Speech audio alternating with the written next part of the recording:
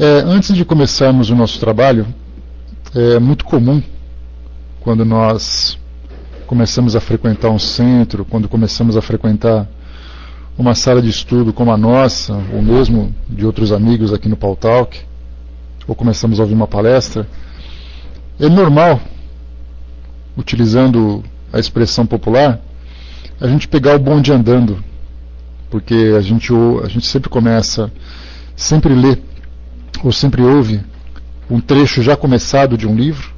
O livro começa pela metade. Vocês, por exemplo, que chegaram aqui agora e que não tinham tanto conhecimento, não têm tanto conhecimento doutrinário, pegaram, por exemplo, o Evangelho segundo o Espiritismo já no final, pegaram o Livro dos Espíritos já começado, enfim, vários livros que já tiveram ali estudos e mais estudos para trazer para nós uma introdução a princípio do que é o Espiritismo, depois dos seus princípios fundamentais. Nós temos estudado os princípios fundamentais.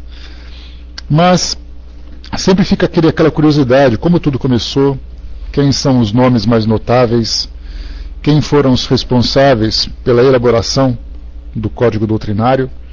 E aí então, pelo fato de a gente não ter tempo para isso e nem sempre ter a bibliografia correta, eu vou postar para vocês aqui na área de texto, está aqui ó, esse livro, www.espiridige.net/arquivos/doutrina_espírita_para_principiantes.rar.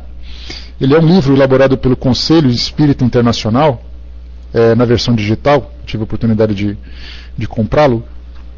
E aí então, mas para quem não tem, vale a pena fazer o download dele, porque ele é bem ilustrado, tem o beabá, desde o comecinho das irmãs Fox, mesas girantes, os cientistas, os fenômenos mediúnicos, os princípios fundamentais da doutrina. Então, ele tem 43 megas, é um livro bem completo, que vale a pena vocês terem e darem uma passadinha de vez em quando em cada capítulo, para vocês conhecerem. Deixa eu ver, esse mesmo livro, Cássia, é bem legal, né? Bem bacana. Então, para quem não tem esse material, vale a pena fazer o download, tá? É só vocês baixarem, façam ali a descompactação e divirtam-se, aproveitem bastante, tá? Então tá aqui, ó, o Nando que chegou agora, tá aqui, ó. Vale a pena vocês terem na biblioteca digital de vocês, valeria a pena também ter na biblioteca física, né? Então, se vocês se interessarem, é só acessarem ali o site do Conselho Espírita Internacional ou da Federação Espírita Brasileira e adquirir o livro, que ele é bem interessante, vale a pena, tá? Silvia, bom dia, Carol, bom dia. Coloquei para vocês aqui, ó, para quem não tem, só baixar esse livro que ele é bem interessante, que tem todos os fundamentos da doutrina espírita, tá? Isso é bem legal, vale a pena, né? Muito bem. Nós vamos então estudar hoje, naquela nossa relação de preces pelos outros. Primeiro nós lemos no nosso estudo anterior, na nossa reunião passada, preces pelos outros, pelos que estão em aflição. E aí a gente então fez aqui uma análise de todos os tipos de aflições, dos efeitos que provocam nas pessoas, da importância de nós evocarmos, né, o mundo espiritual para que possa nos dar sustentação para superarmos essas dificuldades. E agora a gente vem na segunda prece, graças por um benefício concedido a outro. Kardec traz para nós aqui dois itens, 44 e 45, bem pequenininhos. E a gente faz uma leitura simples, mas se esquece da sua profundidade. E é nisso que a gente vai tentar hoje fazer essa análise, para tentarmos entender exatamente do que significa fazer uma prece pelas pessoas que receberam um benefício, que tudo parece simples, mas não é tão simples assim. A gente começa então com o item 44. Kardec resumiu aqui em algumas pequenas linhas, dizendo o seguinte: quem não se deixa dominar pelo egoísmo, rejubila-se com o bem do próximo, mesmo que não o tenha pedido por uma prece. Então, ele diz para nós que muitas vezes nós ou nos esquecemos ou não temos tempo para fazermos ali, incluímos nas nossas orações as pessoas que estão à nossa volta, lutando para conquistar o seu espaço, lutando para adquirirem algum benefício, material, espiritual, afetivo, físico, seja lá como for. E aí, então nós nos esquecemos, mas certamente nós percebemos aqueles que de alguma forma são beneficiados por essas preces, ou por essas beneficiado por essas conquistas. E aí então alguém conseguiu um patrimônio, alguém conseguiu um emprego, alguém conseguiu passar no vestibular, conseguiu ali um tratamento médico que precisava, uma harmonia doméstica, uma situação que para ele trará uma alegria muito grande. E aí então as pessoas expressam, e isso tornam públicos esses acontecimentos. Tá, ok, então. Tá, um grande beijo para sua mania. Tornam público esses benefícios, e aí então a nossa reação, a princípio, seria nós nos alegrarmos por essas pessoas. Que bom que eles conseguiram. Parabéns por terem conseguido. Fico feliz por terem alcançado aquele objetivo. Mas isso quando nós temos afeto por alguém. Agora, que se são pessoas indiferentes, ou são pessoas por quem nós não nutrimos tal afeto, normalmente nasce em nós aquele certo sentimento de inveja ou de ciúme, natural da nossa personalidade ainda egoísta.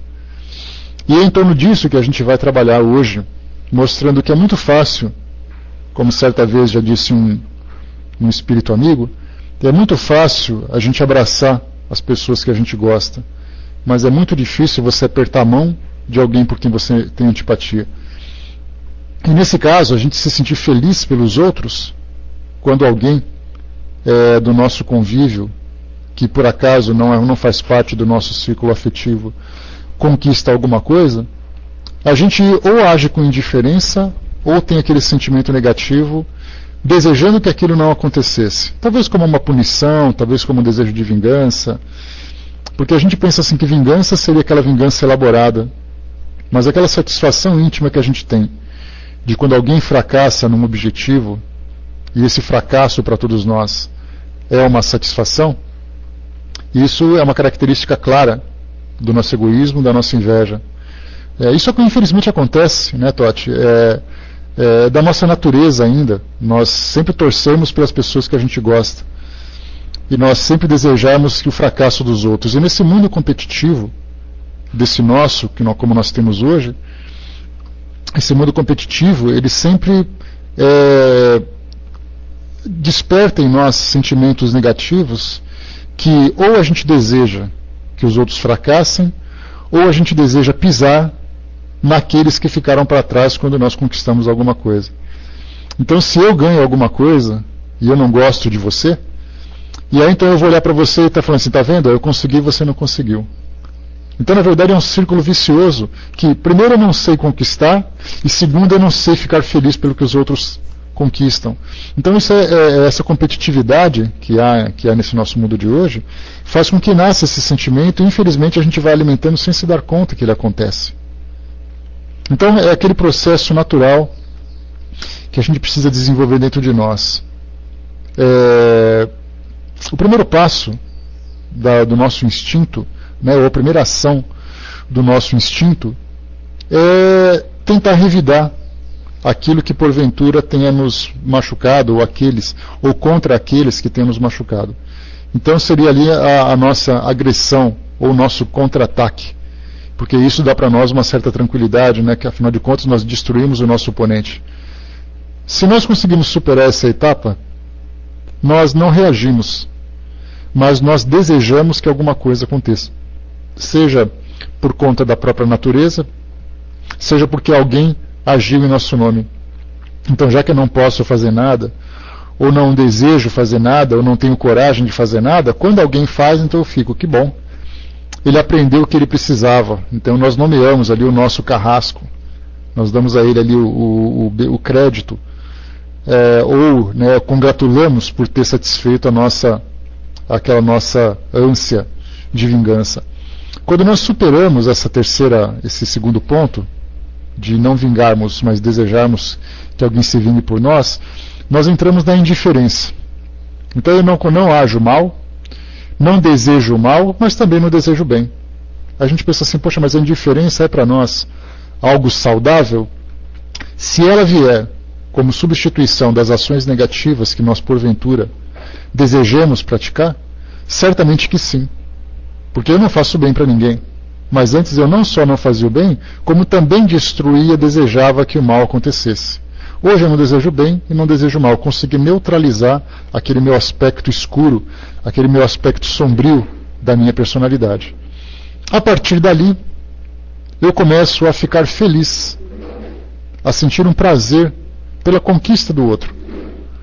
Quando nós conseguimos superar então essa indiferença, e aí eu vejo que alguém ganhou alguma coisa, conseguiu realizar algum sonho, mesmo que seja um benefício simples para ele,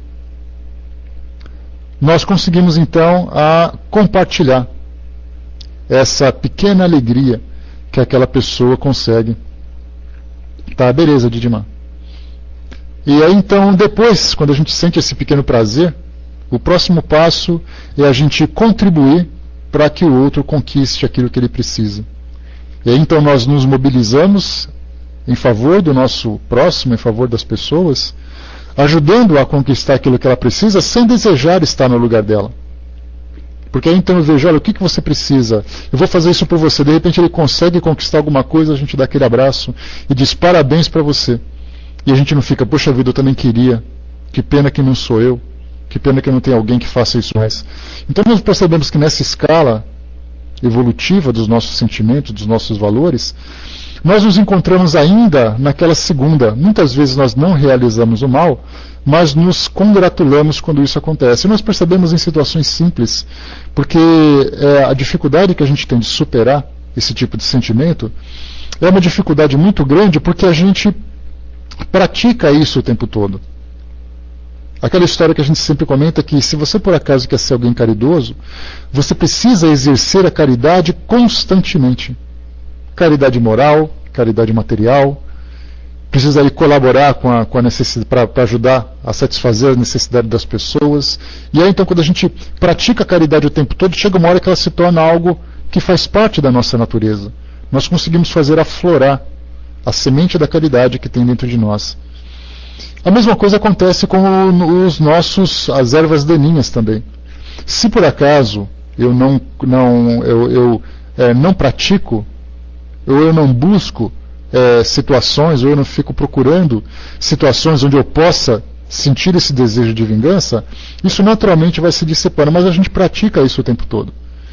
Basta a gente perceber que para a gente ver assim o prazer que a gente sente quando alguém fracassa, por exemplo, para quem torce para um time de futebol. Nesse fim de semana nós tivemos ali vários times que perderam, times que eram concorrentes, e a gente olha o resultado e fala, que bom que eles perderam. E a gente fala assim, mas é só um jogo de futebol, isso não tem mal nenhum. O jogo de futebol não tem mal nenhum, mas o sentimento que nós alimentamos é ele que vai praticando, porque se hoje nós sentimos felizes porque o time adversário perdeu, amanhã a gente vai se sentir feliz porque um colega de trabalho que é um adversário também perdeu. Quando você liga a televisão e assiste a um programa, a uma novela, a um reality show principalmente, que agora virou uma moda no Brasil, uma triste moda, né, pelo tipo de sentimento deprimente que isso acaba desenvolvendo nas pessoas, você fica elegendo aqueles que são os seus preferidos e torcendo para que o outro fracasse. E isso todos os dias. Então a gente se pergunta, falta muito para a gente deixar de ser egoísta? Sim, falta muito a partir do momento em que nós praticamos esse sentimento egoísta todos os dias. Numa novela, num filme, sempre tem assim o tempero, os ingredientes, né? Bom dia pessoal que chegou. Os ingredientes que fazem parte das tramas que nos satisfazem, é sempre aquela história, o mocinho, a mocinha, o vilão, a vilã, aquela trama sofrida em que o mocinho é sempre o fraco, e no final tem ali a virada, ou não. Aquela virada que pode fazer com que a história sempre tenda para aqueles que são os honestos, que são os corretos. Mas a gente fica o tempo todo torcendo para que a vilã role a escada, para que o vilão leve um tapa na cara, para que o vilão isso, para que o vilão aquilo. E quando isso acontece, a gente percebe que as pessoas se sentam quando você está se sentado confortavelmente na poltrona ou no sofá, E aí então aquela trama começa a acontecer, todo mundo começa a sentar na pontinha do sofá para olhar mais perto da televisão. Quando a coisa acontece, vem aquela satisfação, era isso mesmo, bem feito para ela. Ela merecia isso. Então a gente vê que esse tipo de prática, em que nós alimentamos esses sentimentos negativos, eles acontecem todos os dias e nós alimentamos isso todos os dias. Basta surgir uma situação real da nossa vida, aquilo que nós praticamos todos os dias se torna uma realidade. Daí então a gente se pergunta, quando alguém que a gente não gosta conquista alguma coisa, que seja naturalmente de uma forma honesta, mas que para ele é importante, para ele vai fazer com que ele seja feliz, a gente faz uma prece de agradecimento pela conquista dele? Obviamente não, porque a gente nem lembra. A gente se sente feliz pela sua conquista? Obviamente que não. Porque como ele é um oponente, a gente desejaria que ele sofresse para poder aprender alguma coisa, ou para que não nos superassem, para que não se tornassem adversários mais fortes.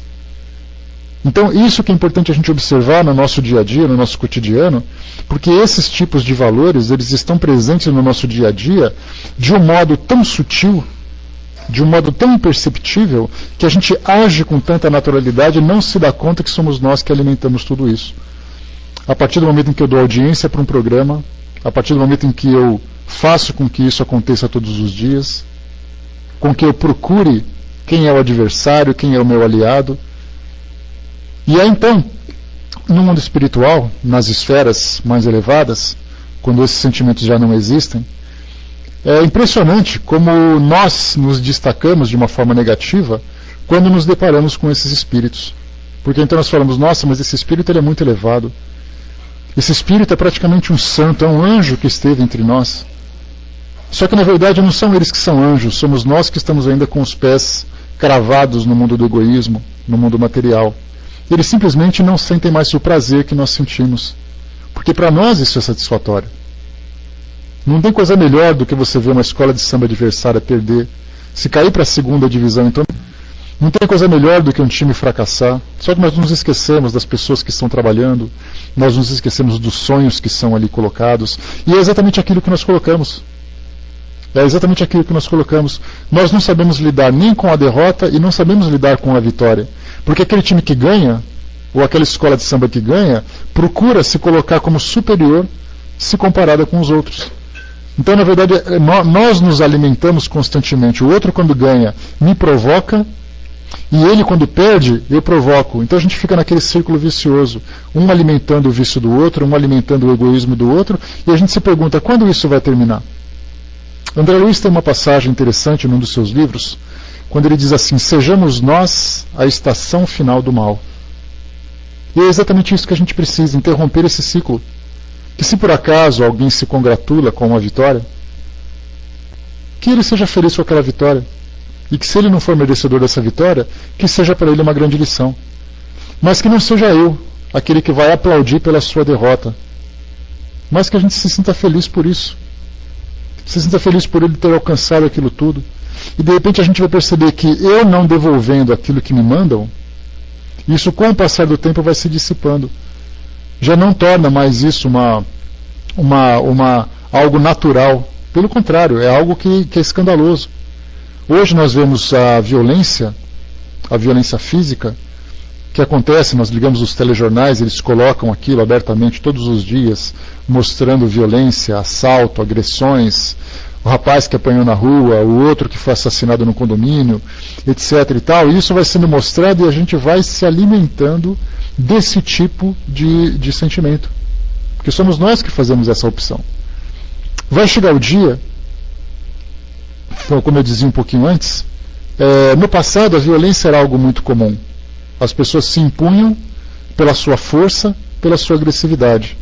E aí então os mais poderosos eram aqueles capazes de derrotar os mais fracos. Hoje a violência acaba se destacando. Por quê? Já não é algo natural na nossa sociedade. Hoje nós não saímos para ir matando pessoas. No passado, morrer e viver era uma questão de detalhes. As pessoas simplesmente viviam passando por um caminho onde tinham sorte de não encontrar nenhum contraventor. Se eu não cometesse nenhum crime, se eu não ofendesse ninguém, Porque a ofensa naquela época, no passado não muito distante, era passível de um duelo. Vocês se lembram disso? Aquela história que a gente vê nos filmes do duelo de espadas, do duelo de pistolas, onde você dá 10 passos e depois atira e tudo mais. Daquele tempo para cá, já não era mais tão encenado, mas a vingança de você arrumar uma situação onde você possa assassinar aquela pessoa, onde você possa prejudicá-la de alguma forma.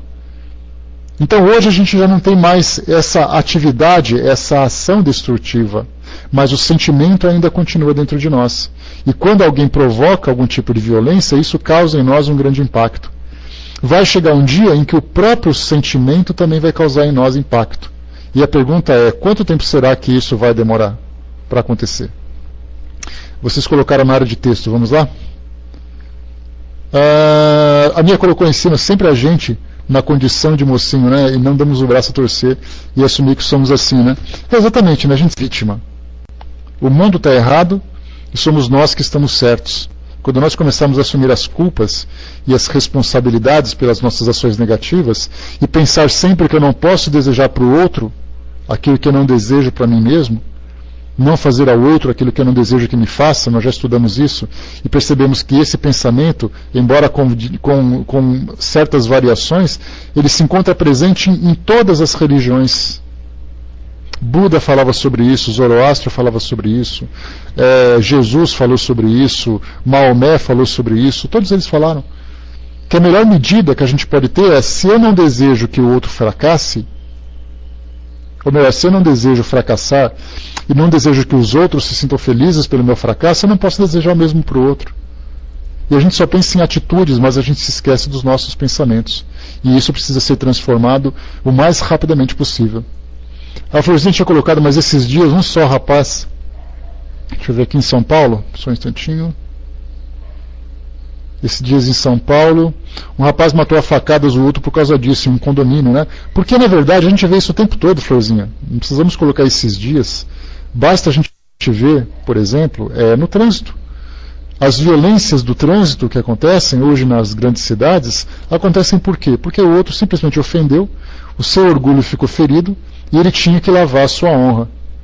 E aí então nós vemos não duelos nos parques de capa e espada, nós vemos hoje duelos no trânsito com chaves de roda, com armas que estão escondidas embaixo do banco. Simplesmente porque o outro se satisfez com o fracasso daquele que era o seu concorrente a princípio. Né? Isso precisa ser mudado. E começa por nós. Dudu colocou, né? Mas André, não é o fato de eu torcer para aquele time perder, e sim o fato de eu torcer, deixa eu ver aqui, no meu time alcançar o primeiro lugar no campeonato, sem desmerecer o que ficou atrás. Torcer faz parte do ser humano nessa condição atual, Dudu. Quando nós nos vemos como competidores. Porque tudo para nós é competição. Infelizmente.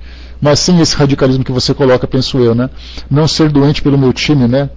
Mas são pelos times que competem, né? É a competitividade que acaba gerando isso, Dudu. E por isso que eu falei que para nós isso é algo tão natural, né? Bom dia, pessoal que chegou. Esse tipo de sentimento virou algo tão natural, tão ingênuo, entre aspas, que nós consideramos isso saudável. Não tem nenhum problema isso acontecer. Se aquele comete o erro, é porque ele é desequilibrado, mas eu estou certo. E de repente eu vi ontem, né, só para vocês terem uma ideia, eu estava assistindo ontem a final do Campeonato Mundial de Atletismo, e estava o revezamento 4%. Aquela corrida, onde 4 competidores do mesmo país correm 100 metros para ver quem ganha. Quando os Estados Unidos tropeçaram, um atleta dos Estados Unidos tropeçou e de repente ele ficou para trás, aí quer dizer, o campeonato já estava ganho a partir dali, não importava mais quem chegasse na frente. E eu senti prazer com isso, pela antipatia que você acaba gerando em torno daquele país, em torno das ações que eles provocam. Nós vamos comemorar hoje 10 anos do ataque às Torres Gêmeas, e não sei se vocês se lembram, na época em que isso aconteceu, como isso repercutiu no mundo todo, naqueles países que nutriam um sentimento anti-americano. As pessoas torciam, por exemplo, pelos terroristas, dizendo assim, olha, é isso mesmo, bem feito para eles deixarem de ser arrogantes, para deixarem de ser isso, para deixarem de ser aquilo. No Oriente Médio, por exemplo, que tem um ódio muito grande entre eles, nós tivemos ali pessoas que queimavam madeira nas ruas e davam tiros para cima de comemoração. por verem 2 aviões atingirem um prédio e mais de 2.000 pessoas morrerem e outras tantas mil ficarem traumatizadas para o resto da vida. E a gente se sentiu feliz com isso. Por quê? Porque a gente pratica isso, Dudu, na sutileza do nosso dia a dia. E quando a coisa acontece de uma forma real, nós simplesmente damos vazão para aquilo que a gente vai acumulando, dia após dia. E essa ideia de time de futebol, para a gente torcer pelo nosso, não tem coisa melhor do que ver o adversário perder. Todos nós somos assim. Eu torço pelo meu time ganhar, mas se o outro perder, melhor ainda. Porque afinal de contas o meu só vai conseguir ganhar se por acaso o outro perder. E desses sentimentos nacionalistas, né, a Rosana também lembrou dos argentinos, né, nós pelos argentinos, os argentinos por nós, a gente nem sabe quando isso começou. Só sabe que as coisas são assim. Eu tenho que não gostar deles e eles não precisam gostar de mim. E assim a coisa vai se desenvolvendo, a coisa vai crescendo. São coisas simples, sutis do nosso dia a dia. E nesse caso, nessa sutileza do dia a dia, a gente vai alimentando um monstro dentro de nós, com aquele pedacinho de alimento, todos os dias eu dou um pedacinho hoje, eu dou um pedacinho amanhã, chega uma hora em que ele sai, em que ele mostra quem realmente ele é, e eu mostro quem realmente eu sou. A gente vê isso como uma situação muito natural, mas ela não é natural.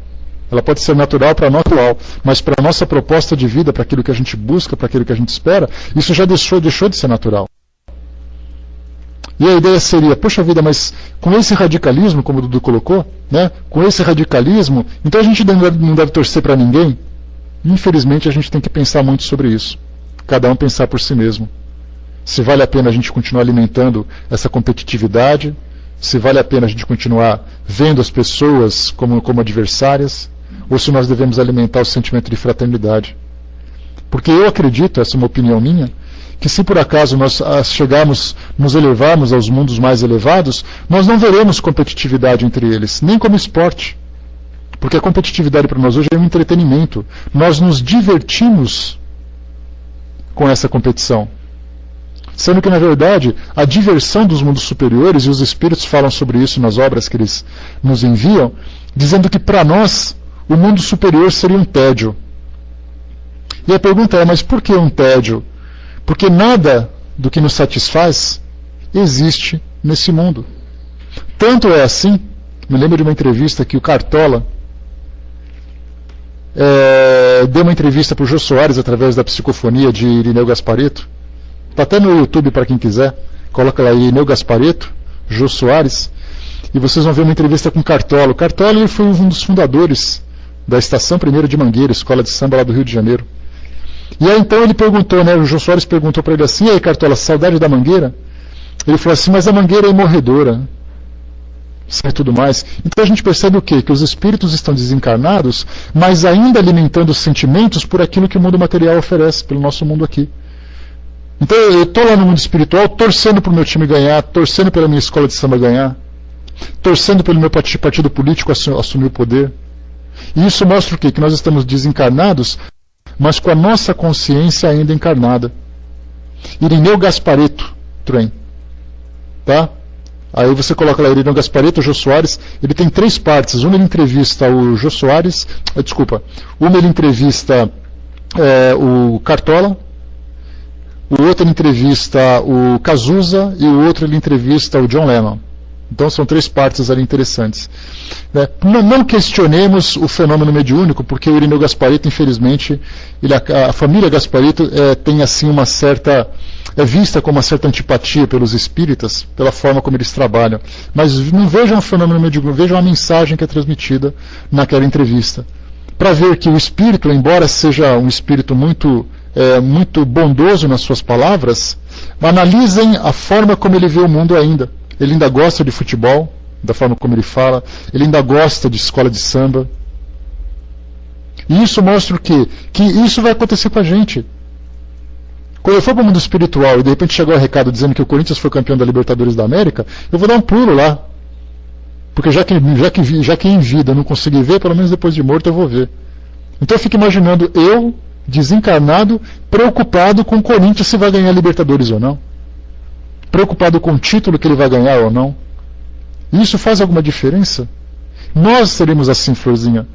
Essa é uma preocupação que os espíritos têm, por isso que existem assim, aqueles espíritos que são adaptados no mundo espiritual, raramente vêm aqui para o mundo físico sem que tenham um objetivo produtivo. Sempre vem em tarefa, olha, você vai para lá para fazer aquele trabalho, acaba, você vai lá visitar a sua família, acaba e volta. Você não fica transitando entre os encarnados para não alimentar ainda esse sentimento materialista que ainda está presente dentro de nós. Porque no mundo espiritual, isso é coisa do passado. Isso é um atraso. E infelizmente esse atraso tem o seu preço. Porque enquanto eu estou preocupado com aquilo que acontece aqui no mundo físico, a minha vida espiritual vai ficando em segundo plano. E eu estou lá para me desenvolver espiritualmente. A Luísa colocou, né, dentro dos jogos em equipe, também tem aprendizado, pois tem aqueles que são fominhas, né, e não sabem jogar em grupo. A gente não questiona, Luísa, o esporte educativo. Tá? Na época de faculdade, né, eu estudei ali durante um tempo educação física, e a nossa preocupação era trabalhar com jogos educativos. E esses jogos eram o objetivo de desenvolver a criança não somente fisicamente na sua coordenação, na sua percepção, mas também desenvolvê-la socialmente. Então os jogos tinham esse objetivo. Mas a gente volta então para o nosso mundo atual hoje e a gente percebe o quê? Que nós ainda precisamos desses tipos de estímulo. É uma necessidade, porque se nós, assim como nós temos hoje que comer carne, por que nós temos que nos alimentar de carne hoje? Raros são aqueles que são vegetarianos. E muitos daqueles que são vegetarianos meio capengas, né? Eu não como carne, mas eu adoro o cinto de couro que eu tenho. Eu não como carne, mas eu tenho um sapatinho de camurça que é uma maravilha. Eu não como carne, mas olha só o meu relógio com pulseira de crocodilo. Então são raros aqueles que têm uma consciência, se não usam essa ideia, essa filosofia vegetariana para a sua própria saúde, utiliza como ponto de orgulho. Não, eu não gosto de comer carne porque eu sou vegetariano, porque virou status. Então, assim como nós temos necessidade hoje da alimentação da carne, o esporte, a competitividade, de uma forma saudável, também é necessária para o nosso desenvolvimento. Só que nós ainda extrapolamos a importância desse recurso, fazendo com que o homem se sinta competidor um do outro, se sinta adversário um do outro. Então, quando você utiliza o esporte, né, isso é tema de pedagogia, da pedagogia do esporte e tudo mais. Quando a gente utiliza o esporte de uma forma saudável, ensinando a criança a ganhar, ensinando a criança a perder, e ela percebendo que o importante é competir. Olha que frase bonita. O importante é competir até que você não coloque nada de importância naquele meio. Quando você disser assim, ó, quem ganha, para a criança que ganhar, para o time que ganhar, ela vai ganhar uma viagem grátis para a Disneylândia. Você vai ver se o importante é competir. Elas vão se pegar lá e os pais vão pegar pelos cabelos os filhos que perderem. Porque os pais, quando estão do lado de fora torcendo pelos seus filhos, eles torcem e muito, e repreendem ainda, exigem. Crianças que entram em depressão por causa do esporte. Aquilo que era para ser saudável se tornou nocivo. Então, quer dizer, faz parte do nosso estágio evolutivo hoje? Sim, faz parte. Mas até mesmo a nossa educação precisa ser reavaliada. Os métodos que nós utilizamos para formar o caráter das crianças precisa ser profundamente avaliado. Dentro dessa visão espiritualista, que é exatamente a proposta da pedagogia espírita. Dora Encontre, Alessandro Bighetto, são dois nomes que trabalham muito pela pedagogia espírita e tantos outros que nós temos por aí. Walter Oliveira, se eu não me engano é o nome dele também, que escreve livros de pedagogia espírita. Por que isso tudo? Para desenvolver o indivíduo não como um ser inserido numa sociedade competitiva, mas como um espírito encarnado. E isso não serve para as crianças. A pedagogia espírita é uma metodologia que precisa também ser inserida na nossa consciência adulta. Para entender que eu sou um espírito, que eu não tenho que ver o outro como adversário, que eu não sou melhor do que ninguém. E saber também que ninguém é melhor do que eu, para que eu possa me sentir assim tão deprimido. Mas todos nós estamos ali ombreando espaços aqui no nosso mundo material, no nosso mundo de provas e expiações, todos nós saímos vencedores. Porque o objetivo é nós nos elevarmos espiritualmente. Quanto mais eu me elevo, menos importância isso tem. E a gente pensa exatamente o contrário. Quanto mais eu me elevo, mais importante eu sou. E é assim que a gente pensa. Eu queria ser um espírito iluminado, mas eu queria ser iluminado para que vocês me vissem como iluminado e eu olhasse para vocês do alto do meu trono. Porque se eu me visse mesmo como iluminado, eu desceria correndo aqui para ajudar todos vocês a se iluminarem também. Mas a gente pensa diferente. Então a pedagogia espírita, que é um tema ainda que está, digamos assim, é um tema embrionário dentro do espiritismo, ele vai se desenvolvendo, entrando na nossa consciência para entendermos exatamente o que estamos fazendo aqui nessa grande escola. Quais são as lições que nós precisamos aprender aqui? O trabalho faz parte do nosso desenvolvimento, o desenvolvimento do intelecto é importante para todos nós, mas eu não estou aqui para competir espaços. Eu estou aqui para crescer e ajudar no crescimento das pessoas. O Brás colocou para nós ali, eu creio que eu já li o livro Iniciação à Viagem Astral de João Nunes Maia, onde narra um Morumbi visto do mundo espiritual na hora de um clássico. Não vi não, Brás, mas se você quiser relatar para nós aqui agora, eu vou ter o maior prazer em ouvir, para saber exatamente qual é o relato que ele traz para nós. Você tem isso em memória? Você tem aí algumas lembranças a esse respeito? Porque eu já vi, já li sobre, e os espíritos também já disseram para nós, a psicosfera que existe em torno do nosso planeta, que ela se transforma de uma forma significativa em épocas de festas religiosas. No Natal, por exemplo, digamos assim, se essa psicosfera, esse campo energético em torno do nosso planeta, fosse luzes, se transformasse em cores luminosas, na época do Natal seriam assim aquelas cores lindas. Em dias normais, aquela cor acinzentada. Em época de grandes conflitos, de grandes temores, de grandes catástrofes, ela se tornaria escura, quase que negra. Então é a forma que nós podemos interpretar aquilo que os espíritos trazem para nós. Por isso que nós temos que fazer uma reflexão profunda do que exatamente nós esperamos dessa doutrina que nos abraça, ou que nós abraçamos. Eu sou espírita por que exatamente? Se eu tenho ali um objetivo, se eu sei porque eu sou um espírita, eu tenho que saber o que eu preciso fazer para ser um bom espírita. Porque não adianta eu utilizar essa ideia, essa nova filosofia, como uma questão de status. Porque hoje, quando a gente fala tanto de espiritismo pelo mundo afora, a gente sempre coloca assim, nossa, eu sou um espírita, e enche a boca para dizer cheio de orgulho. Mas a gente não tem a preocupação de vivenciar isso nas sutilezas do nosso cotidiano, nas sutilezas do nosso dia a dia. Que é começar a avaliar as nossas preferências, os nossos prazeres, os nossos gostos. Aí sim a gente vai conseguir vivenciar isso de fato, porque essa filosofia, para nós, ela é um caminho. É um caminho para nós atingirmos um objetivo. E o objetivo é exatamente isso. Todos nós queremos nos tornar espíritos luminosos? Queremos.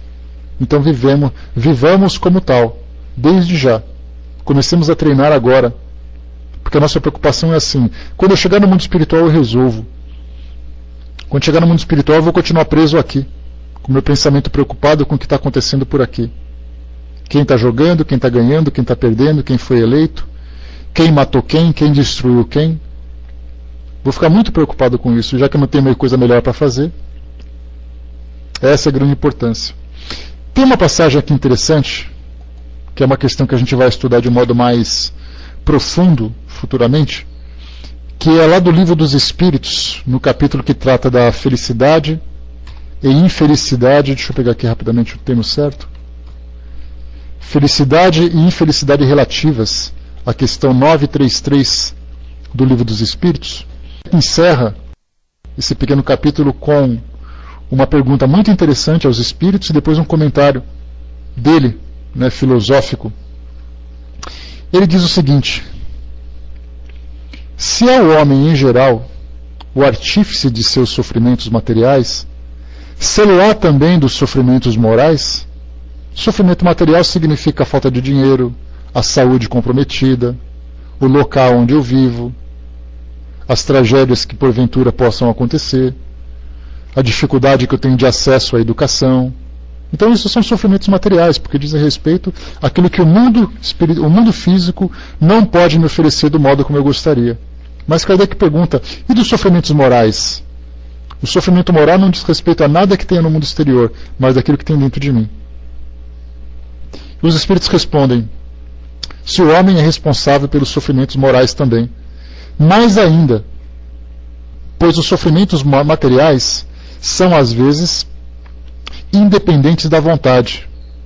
Ou seja, eu nasci naquela família, estou tentando trabalhar naquela empresa, estou tentando estudar, todas as dificuldades que eu tenho, mesmo conquistando alguma coisa, a gente lembra sempre que as pessoas que contam a história de suas vidas, depois de serem profissionais bem-sucedidos, sempre voltam no passado e lembram assim, olha, quando eu vim para cá, vocês se lembram, né, contei de Frederico Figner, ou mesmo também, né, Francesco Matarazzo, que era ali o patriarca da família Matarazzo, esses dois imigrantes, quando vieram para o Brasil, vieram trazendo dinheiro de passagem e algumas tranqueiras numa bolsa, numa mala, embarcados no navio, no meio do povão, chegaram aqui, começaram a trabalhar, construíram seus impérios. Então a gente percebe que quando começa a ler essas histórias, a gente lembra que eles tiveram dificuldades, embora fossem bem-sucedidos. Então a gente só vê hoje, nossa, ele é um empresário sucedido, porque ele fez isso, porque ele foi isso, foi aquilo. Só que olhando a sua história, percebemos ali que ele teve que comer pão com água muitas vezes, para poder se alimentar. Por falta de dinheiro, por falta de moradia, passando frio na rua. Então são dificuldades naturais do nosso mundo hoje, que muitas vezes nós não temos opção. Nós temos que enfrentá-la e vencê-la quando possível. Mas essa questão dos sofrimentos morais, ele coloca para nós assim, os sofrimentos morais, as mais das vezes, são às vezes independentes da vontade. Enquanto que o orgulho ferido, a ambição frustrada, a ansiedade da avareza, a inveja, o ciúme, todas as paixões, enfim, constituem torturas da alma. E aí nós temos ali Joana de Ângeles, Emmanuel, André Luiz, Meimei, tantos espíritos que estão entre nós, falei só alguns, mas temos ali tantos, que escrevem esses livros de autoajuda, para a gente fazer uma reflexão, percebendo que grande parte dos nossos sofrimentos são causados pelo nosso modo de ver o mundo, pela nossa aceitação do mundo, ou pela nossa rejeição com relação ao mundo. E ele continua, inveja e ciúme, lembrando que nós estamos estudando graças por benefício concedido a outro, é o tema do nosso estudo de hoje. E aí então Kardec diz para nós assim que é importante que nós agradeçamos ao mundo espiritual também pela conquista dos outros, também por aquilo que os outros conseguiram alcançar. Mas que nós, muitas vezes, pela inveja, pelo orgulho, pelo ciúme, a gente deseja que o outro perca, já que a gente não tem, tomara que o outro não tenha também. Se for nosso inimigo, então, tomara que ele perca tudo, de preferência. É a mesquinhez, exatamente. Então, por isso que a gente está tratando desse tema. E aí, então, os Espíritos continuam aqui para nós. Inveja e ciúme. Felizes os que não conhecem esses dois vermes vorazes. Com a inveja e o ciúme, não há calma, não há repouso possível. Para aquele que sofre desses males, os objetos de sua cobiça, do seu ódio, do seu despeito, se erguem diante dele como fantasmas que não o deixam em paz e o perseguem até no sono. O invejoso e o ciumento vivem num estado de febre contínua. É essa uma situação desejável? Não compreendeis que com essas paixões o homem cria para si vícios voluntários e que a terra se transforma para ele num verdadeiro inferno? E Kardec traz para nós os comentários. Muitas expressões figuram energicamente os efeitos de algumas paixões. Disse, está inchado de orgulho, está morrendo de inveja, está secando de ciúme e despeito, perdi o apetite por ciúmes, etc.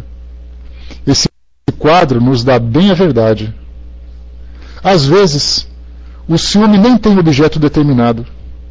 Há pessoas que se mostram naturalmente ciumentas de todos os que se elevam, de todos os que saem da vulgaridade, mesmo quando não tenham, no caso, nenhum interesse direto, mas unicamente por não poderem atingir o mesmo plano. Tudo aquilo que parece acima do horizonte comum as ofusca. E se formassem a maioria da sociedade, tudo desejariam rebaixar ao seu próprio nível. Temos, nesse caso, o ciúme aliado à mediocridade. O homem é infeliz, geralmente, pela importância que liga as coisas deste mundo.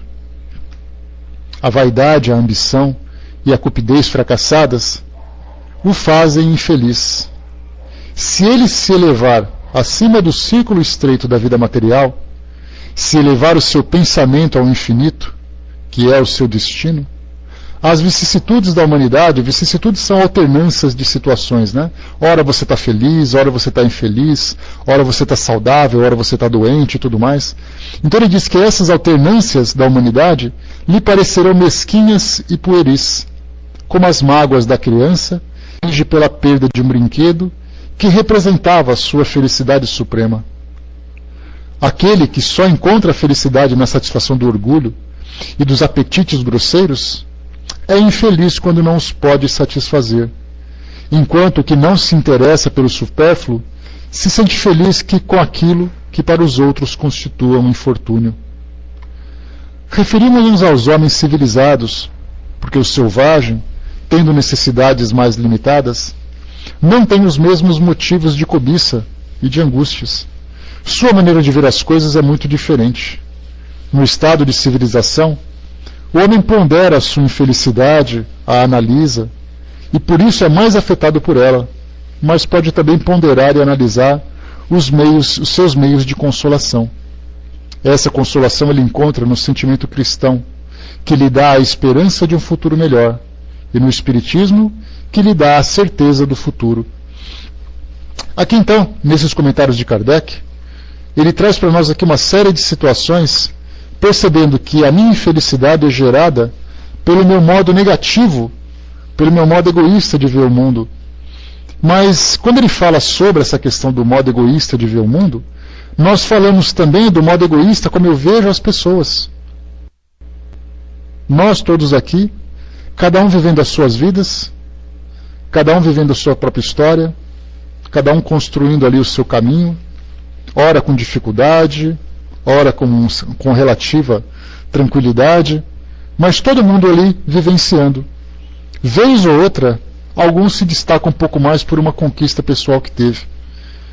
Eu consegui comprar alguma coisa, eu consegui conquistar alguma coisa, eu tenho do meu lado alguém que para mim é muito especial, e de repente dá bom dia pessoal que chegou.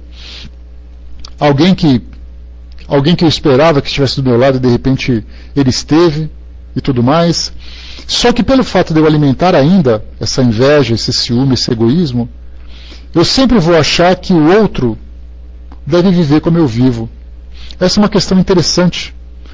Quando se fala sobre trabalhos de educação mediúnica, ou melhor, de educação espiritual, desculpem, porque a educação mediúnica é do médium, educação espiritual dos espíritos que trabalham naquela reunião, ou que estão participando daquela reunião. Quando nós falamos sobre educação espiritual, nós temos aqueles espíritos sofredores que se manifestam em reuniões mediúnicas, muitos deles não como obsessores propriamente ditos, porque lembrando que um espírito obsessor é aquele que tem uma fixação por determinada pessoa ou determinado grupo, e esse tipo de sentimento para ele é a motivação que ele tem para poder destruir aquelas pessoas. Esse é o obsessor, ele é obcecado por uma razão para ser assim. Então eu elegi alguém, peguei aqui por exemplo a Mazé, bonitinha lá, falei assim, vou pegar a Mazé porque ela me fez isso. Então eu a elegi como sendo a vítima do meu assédio, como vítima da minha agressão. Esse é o obsessor. Mas nós temos aqueles espíritos que estão perturbados, aqueles espíritos que provocam influências negativas. Sai de mim, né, Mazé? Aqueles espíritos que eu também te amo, querida. Aqueles espíritos que são ali, infelizmente perturbados, que são espíritos ignorantes ainda, endurecidos em suas vidas.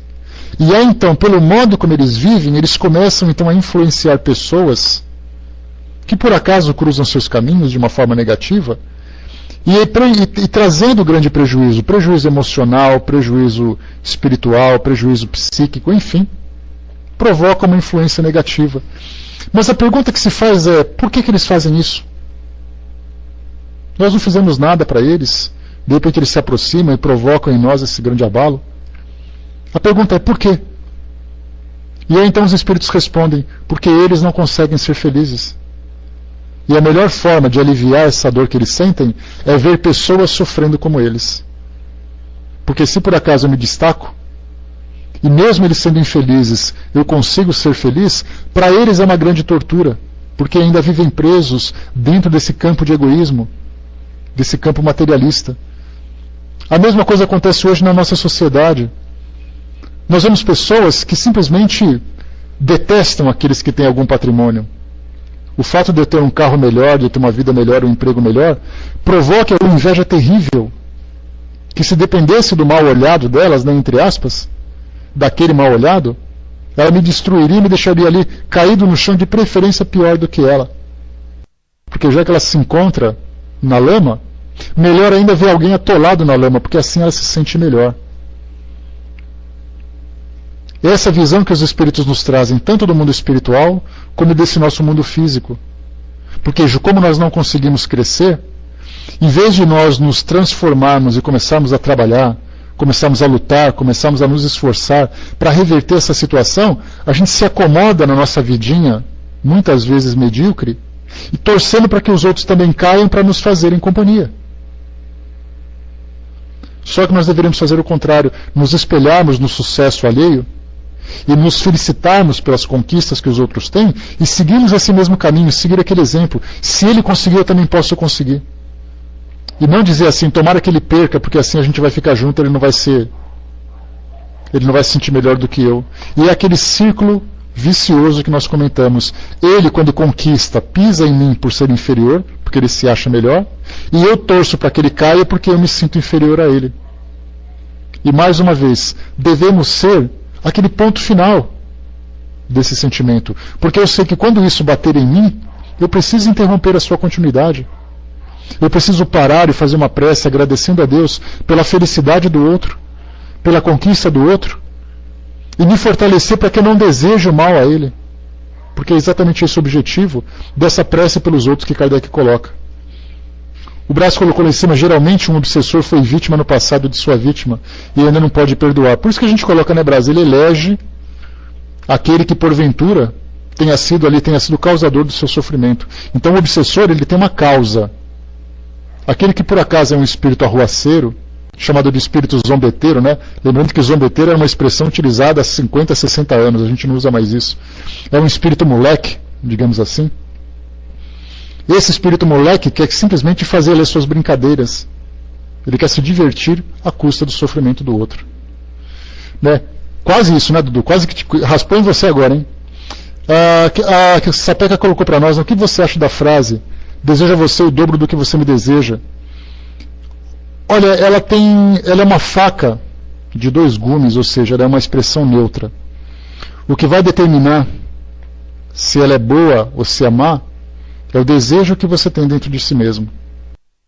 Porque se por acaso você me prejudicar e eu desejar o dobro, a gente fala daquele sentimento de vingança que nós comentamos no início do nosso trabalho.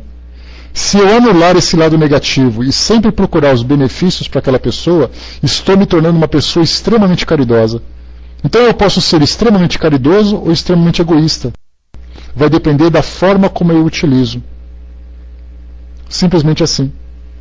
Se toda vez que você for feliz, eu desejar para você, olha, tomara que você consiga mais do que você já conseguiu. Tomara que Deus te dê o dobro do que você conseguiu. E torcer sempre pela sua felicidade, eu me transformei na pessoa mais generosa. E eu sempre vou sentir, eu vou lamentar por aquilo que você sofreu. Quando você sofre alguma coisa, eu vou dizer, olha, eu lamento muito por você ter sofrido. O que eu posso fazer para te ajudar? Então eu utilizo apenas num aspecto, mas nós temos pessoas que são assim, que falam abertamente, que Deus te dê em dobro, colocando Deus como sendo o carrasco para satisfazer a sua vingança.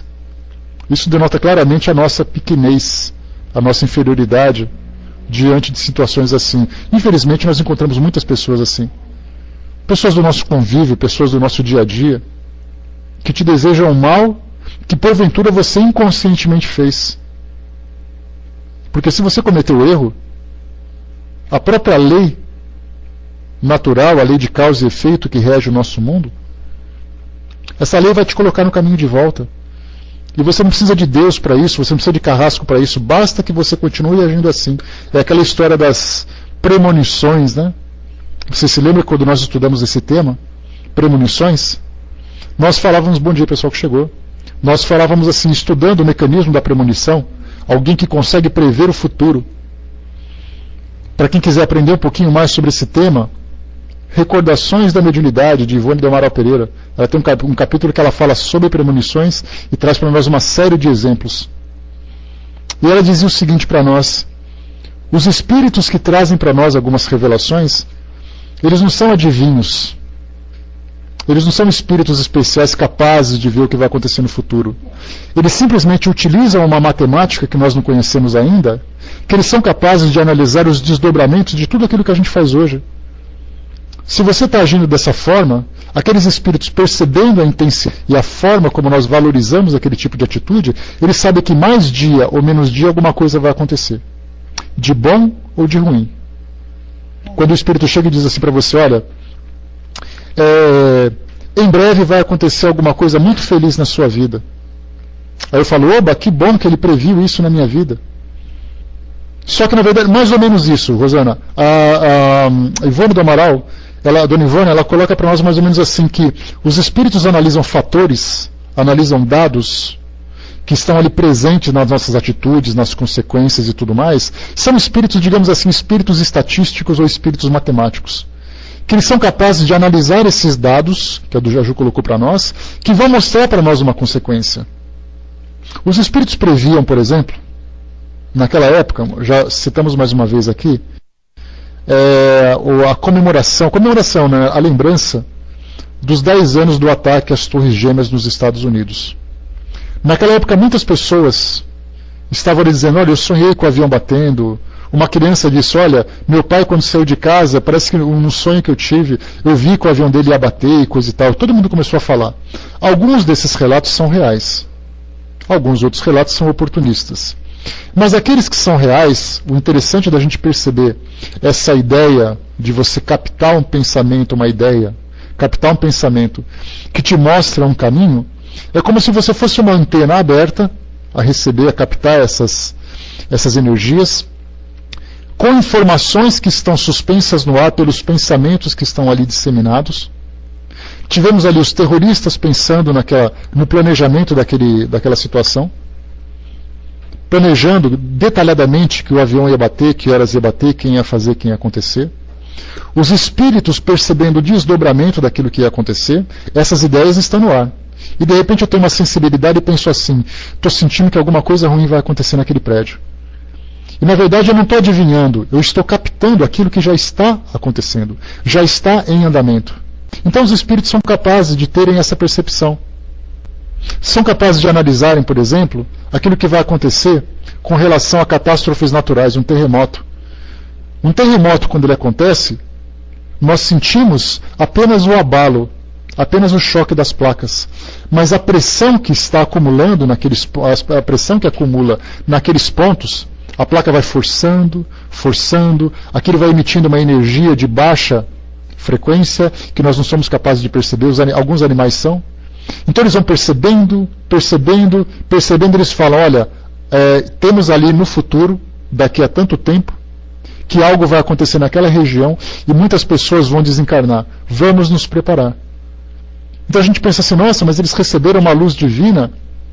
Muitas vezes, claro, que o pensamento divino influencia a ação desses espíritos superiores, mas pelo fato deles terem uma análise diferente, eles conseguem perceber aquilo que está para acontecer como uma equação matemática que eles vão dia a dia resolvendo.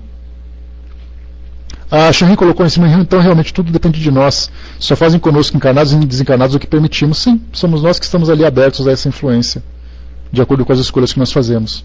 A Mia colocou, né, eu capto as coisas que vão acontecer, mas só ruins, as boas não consigo, né? Olha, a mediunidade, ou mesmo a faculdade anímica, mediunidade é aquela sensibilidade que nós temos de perceber os espíritos.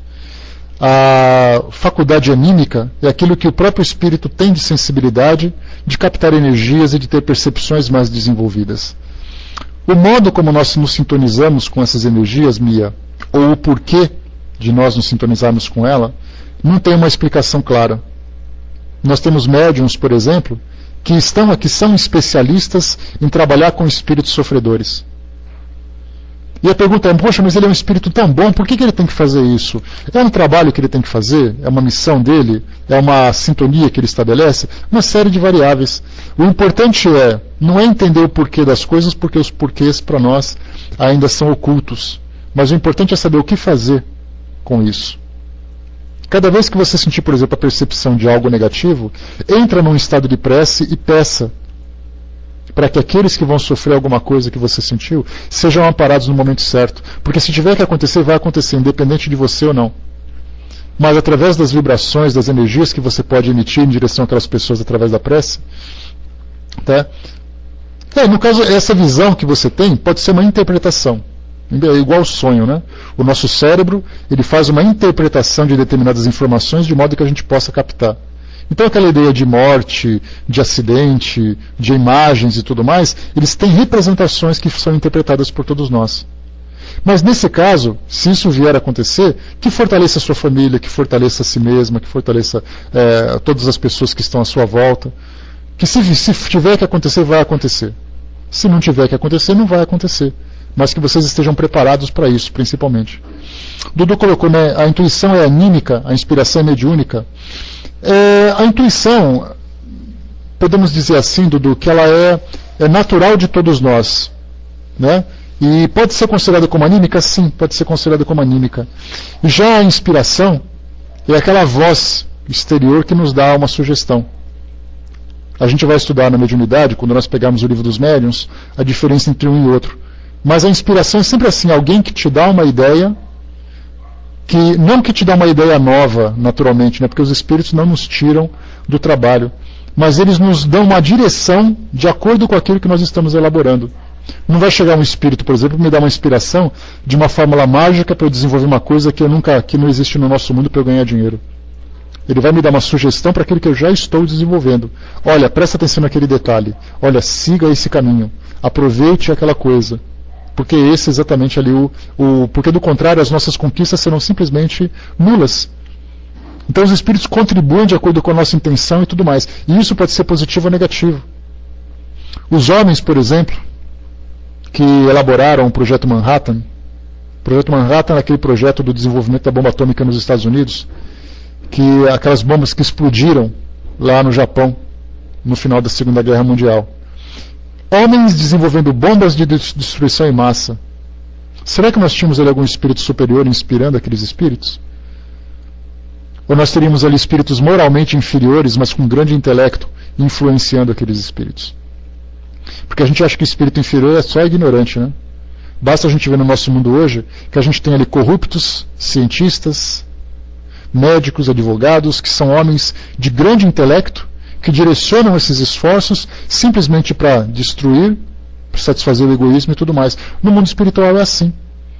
Luiz Sérgio, que apesar das informações que ele traz para nós sejam um pouco precisam de estudos, digamos assim, ele diz para nós assim que muitos desses engenheiros químicos que desenvolvem drogas sintéticas no nosso mundo de hoje são inspirados por espíritos que têm grande conhecimento de química, porque eles estiveram encarnados. Então eles pegam aquelas pessoas que estão ali se preparando para aquilo tudo e começam a sugerir, olha, prepara isso, faz aquilo, olha dessa forma, olha dessa forma.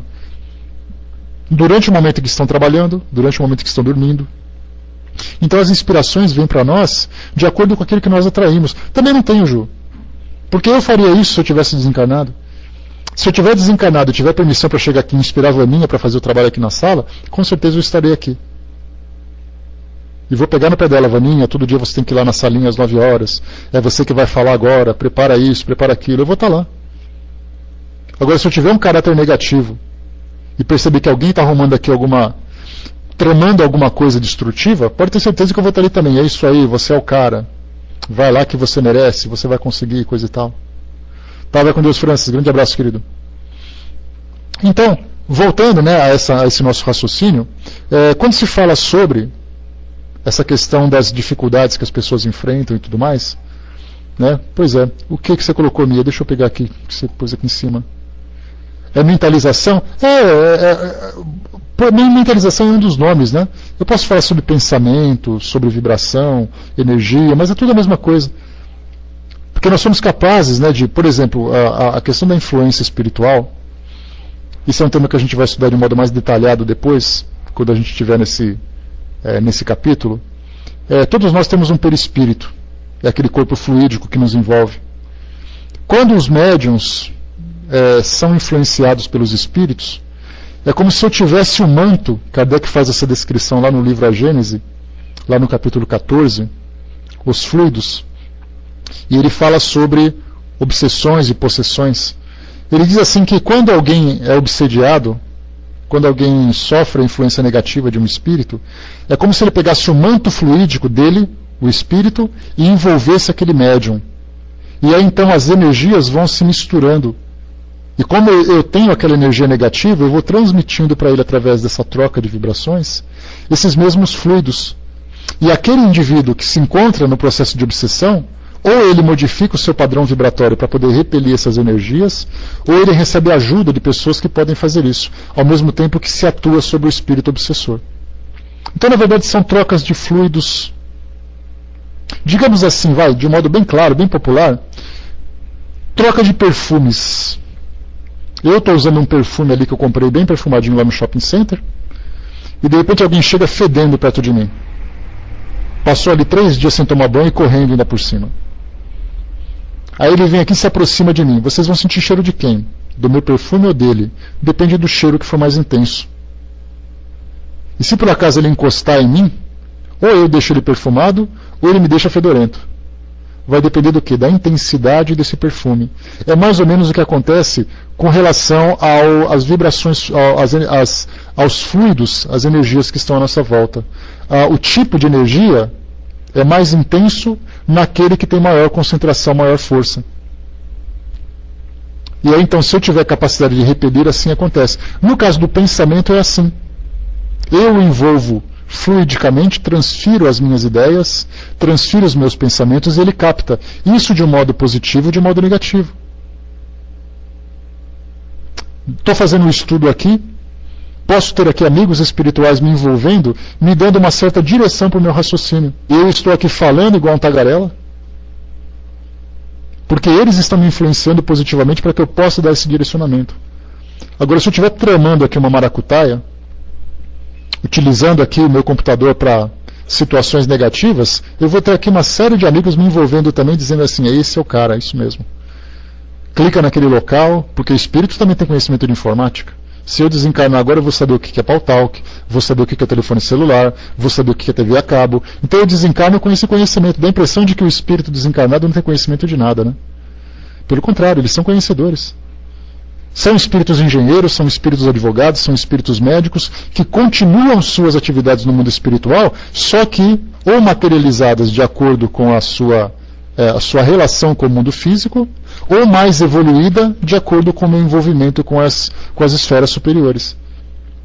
Se eu sou um engenheiro, por exemplo, engenheiro civil, desencarno, e no mundo espiritual eu começo a entender formas mais produtivas de proporcionar habitação para os encarnados, eu vou pesquisar e vou em busca daqueles grupos que buscam também o desenvolver esses projetos. E estarei eu lá, firme e forte, influenciando professores universitários, alunos, engenheiros, instituições, empresas, para que eles possam dar seguimento naquilo tudo, para o bem ou para o mal. Mas então, para a gente poder concluir, Kardec coloca para nós aqui no final desse capítulo, graças por um benefício concedido a outro, porque nós estamos falando aqui sobre a questão de desejarmos o bem e parabenizarmos sinceramente aqueles que conquistam alguma coisa de positiva no mundo. Só que nós temos uma grande dificuldade de fazer ainda pelo fato de nós sentirmos muita inveja, muito ciúme. E aqui então, nessa prece que ele coloca para nós, a gente vai entender exatamente o sentido de nós entendermos esse sentimento que tem dentro de nós e aquilo que precisa ser transformado e direcionado de modo positivo para impulsionarmos as pessoas a crescerem cada vez mais. E não nós queremos segurar as pessoas para que elas não cresçam por causa da nossa incompetência. Se eu não tenho competência para crescer, eu tenho que me desenvolver e aprender a crescer. E aqueles que têm competência, que vão com Deus. E que se eu pudesse soprar aquela vela dele para ele poder navegar com mais velocidade, melhor ainda. Não sejamos âncoras uns dos outros. E Kardec coloca a seguinte prece para nós. Felinha, pode começar a colagem, por favor. Ele diz assim: Senhor, agradeço-vos a felicidade concedida a tal pessoa. Bons espíritos, façam que ele veja nesse benefício uma consequência da bondade de Deus. Se o bem que lhe é dado constitui uma prova, inspirai-lhe o pensamento de bem, empregá-lo e de não se envaidecer para não transformá-lo em prejuízo futuro.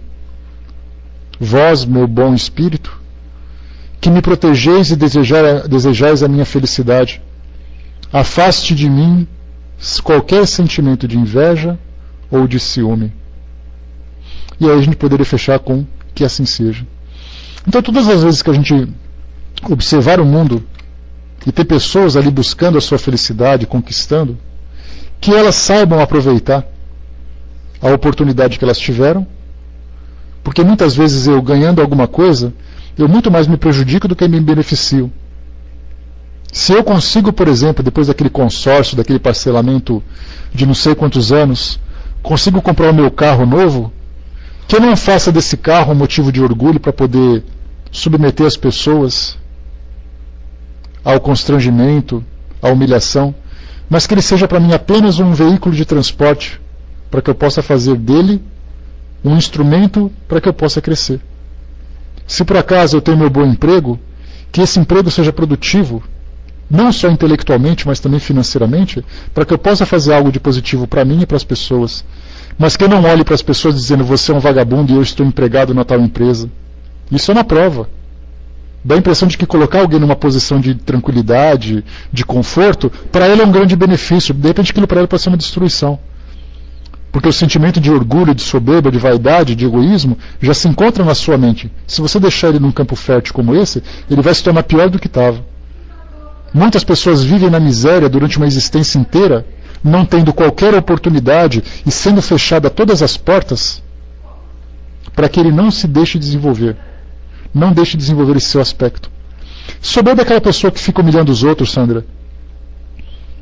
Aquele sentimento de soberba, de falsa superioridade, de ser superior, né? Então esse é o sentimento que as pessoas acabam alimentando, infelizmente, nas suas provas, mas que eu, principalmente, que eu não me sinto inferior e não desejo mal para aquele que conseguiu bem. Se ele conseguiu, parabéns para ele. E mais uma vez, nós comentamos dos sentimentos simples e sutis que nós alimentamos no nosso dia a dia, assistindo uma novela, vendo um jogo de futebol, vendo um esporte, vendo um programa na televisão. Que a gente não eleja aqueles que devem ser felizes e aqueles que devem ser infelizes. É difícil fazer isso na nossa condição? Sem dúvida. Provavelmente a gente não vai conseguir modificar isso. Vai com Deus, Rosana, bom dia. Estamos fechando já. Talvez a gente não consiga resolver isso na nossa vida hoje, mas que a gente consiga ver de um modo diferente. Quando a gente torcer para alguém perder, ou ficar feliz quando alguém sofrer, que acenda aquela luz na nossa consciência, para que isso não aconteça novamente, principalmente. Vamos lá então, pessoal, só para lembrar, eu deixei aqui para vocês uma indicação, esse livro que está aqui, www.espiritismo.net/arquivos/doutrina_espírita_para_principiantes.rar. O livro Doutrina Espírita para Principiantes, para quem não conhece a doutrina espírita, na sua origem, nas suas bases, nos seus princípios. Esse livro é interessante, é um livro digital, que foi produzido pelo Conselho Espírita Internacional, está aí à disposição. Dei uma lidinha que é bem interessante conhecer como tudo começou. Conhecer ele como tudo se desenvolveu. Tá? Bem interessante. Então é isso, meus amigos. Vamos lá então.